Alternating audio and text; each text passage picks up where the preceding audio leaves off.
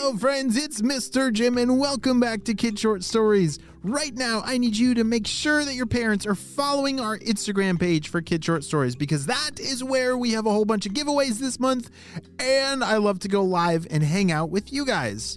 Well, today's story, we are going to chapter 3 of this crazy adventure that Jane and Harry have stumbled their way into. Are you guys ready to see if they're able to save Christmas? Me too, let's go!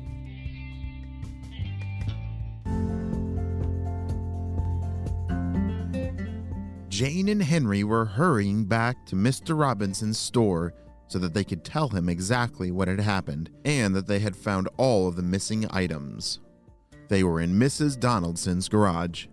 As Jane and Harry were walking up the parking lot towards Mr. Robinson's store, they poked their head in the door and shouted for Mr. Robinson. "Mr. Robinson, are you in here?" shouted Jane. "Oh, I'm in the back. I'm just cleaning up. Come on back here, Jane and Harry. Come on." Jane and Harry entered the store, and they couldn't believe it. All the shelves were empty, and it looked like someone came here with like a giant vacuum or something and had taken everything. "Oh, hey, Jane and Henry. How's it going? Did you find any clues for me?" "We did something better than that," said Harry. "We even found all your things." Mr. Robinson dropped his broom and said, "Wait, you found all my things? Where are they?" "Well, it's kind of a complicated story," said Jane. "You see, Mrs. Donaldson, my teacher, she doesn't remember doing it, but I think she might have somehow sleptwalked, stolen all the stuff out of your store." "She did what? Mrs. Donaldson?" said Mr. Robinson. "She's the sweetest lady in all the school. How could she do such a thing?" "Well, and that's the complicated part," said Harry. "She doesn't remember anything about it. It's like her mind was being controlled by aliens." "Harry, enough about the aliens," as Jane elbowed him in the side. "Oh! What Harry is trying to say is that there seems to be something strange going on. It's probably not aliens, but definitely something strange that we're going to continue to look into, and we'll let you know anything more we find," said Jane. "Oh, thank you very much, and I'll give Mrs. Donaldson a call, and we'll get a truck over there to pick up all the things. Thank you for letting me know, kids." "Bye, Mr. Robinson," shouted Jane as they both left the store and continued on the hunt for more clues. Bzz, bzz, bzz, bzz. "Ooh, there's another message from HQ," said Harry. As he clicked the button, it said, "Jane and Harry, fantastic work so far. Thank you for keeping us up to date. Well, it seems that there's something also strange going up at the North Pole. You see, the elves have reported an all-time high of new naughty list entries." "What? New naughty list entries? You don't think that, like Mrs. Donaldson, they actually put her on the naughty list now?" said Harry. "I think so," said Jane. "And so we're going to need you to make a trip up to the North Pole to meet with the elves to figure out what on earth might be causing this all-time high of naughty list entries. Make sure to bring some hat and gloves because it is going to be very cold up at the North Pole. Over and out." Shh. Jane and Harry were very excited. They had never been to the North Pole before. That was always a very special mission if someone on the spy team was sent to the North Pole. As they blasted off, it got very, very cold. HQ was not kidding. It's a good thing that they brought hat and gloves because they definitely needed them. As they landed down on a big pile of snow, the elves ran over to meet them. "Oh, hey, Jane and Harry. It's great to see you. We've been waiting for you, and we have a lot of stuff to show you. Come on," said one of the elves. Jane and Harry followed closely behind as they followed the elf over to one of the workshop buildings. As they walked inside, they were both handed a cup of hot cocoa.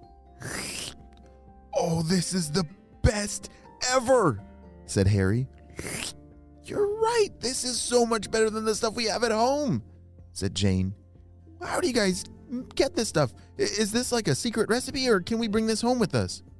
Holy peppermint milkshakes. Yes, of course that's a secret recipe, and no, you cannot take it home. That is only reserved for the North Pole. But take a look at this chart here. As the elf pulled out a long pointer, he pointed his stick up at a big map and a whole bunch of numbers and charts and screens, and it was a little confusing. Yes, well, this looks very impressive, but do you think you could explain to me what in the world is going on here? Said Jane, as both Jane and Harry's eyes were a little cross as they couldn't understand what all they were looking at. Well, you see, the problem here is this line of the growth of people on the naughty list is going sky high. We've never seen such a large increase of naughty participants, and unfortunately, at this rate, we're going to run out of coal. And if we don't have enough coal for all the naughty people, then we will have to cancel Christmas this year. Wait a second. Me and my brother Harry, we're on the nice list. We're not on the naughty list. So why would you cancel Christmas even for us? Am I misunderstanding you?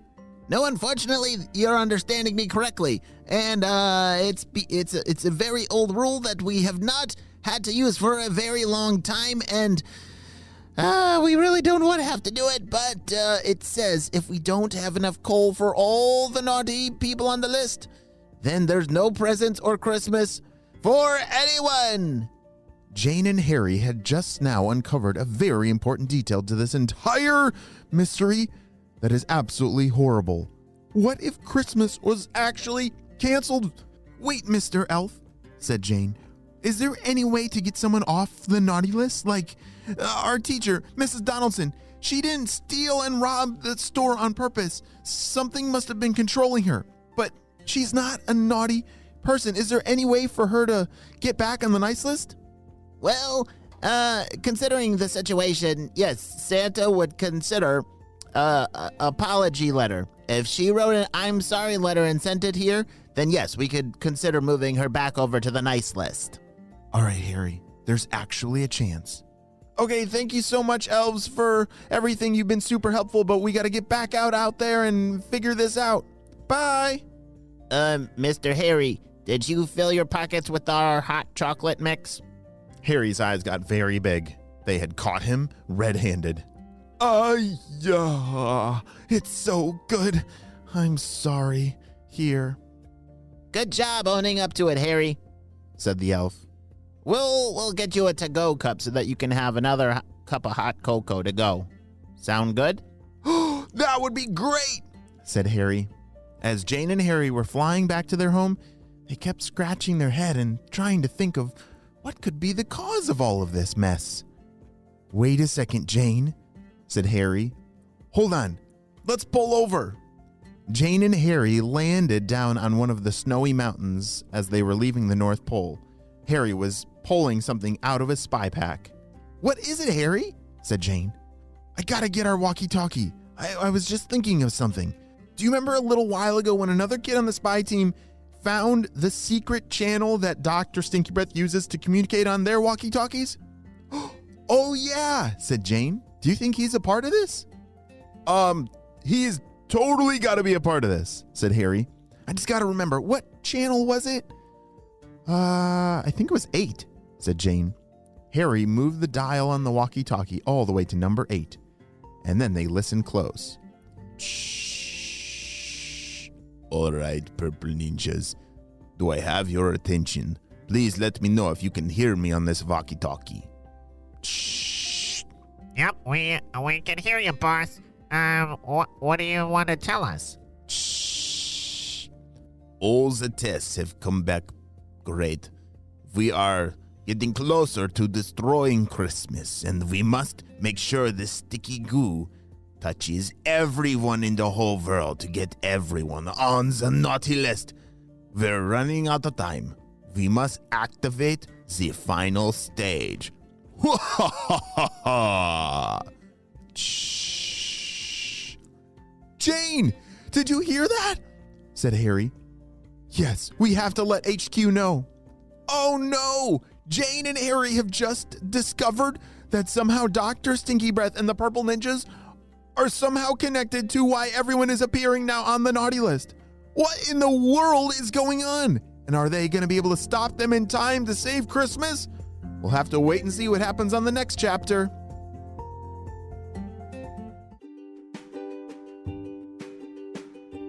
Hey friends, I need your help celebrating a couple birthdays. Drum roll, please. Happy birthday, James, who's turning 4 years old. James loves mac and cheese, lightsabers, and playing with his big brother, Davis. Wow, those all sound like fun things. And James, I'm so glad that we got to celebrate you and your big day on the show. Happy 4th birthday, James. And next up, we have Julian, who's turning 6, and Austin, who's turning 4, or who just turned 4. Holy smokes, their favorite stories are anything Purple Ninja-y. Wow, I'm so glad that we got to celebrate both of your birthdays, Julian and Austin, on the show. I hope these are the best birthdays ever. Well, friends, I hope you have a super duper day, and I will see you on our next adventure. Bye!